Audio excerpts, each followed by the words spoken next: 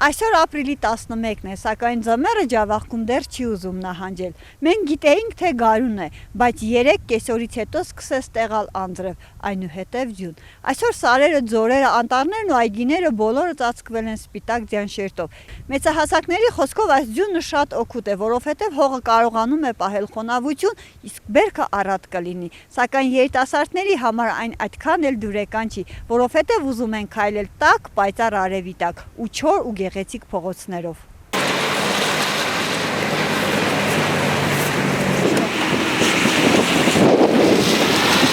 Հողակալության համար, անասնապահության համար շատ լավ օգուտ է։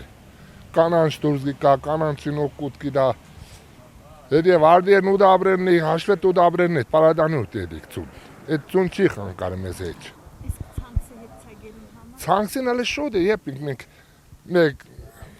30 տարի առաջ ենք մարդացանի։ Էլ այդպես դեպ չեղեր, որ մարդացանքսեն ենք։ 30 տարի առաջ եղել է կոլտնության ժամանակ մենք ցաներ ենք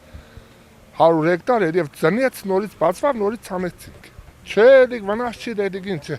Այսօր արև եղավ գալիք թափ է, կեշտ է դիք ինչ վնաս տա։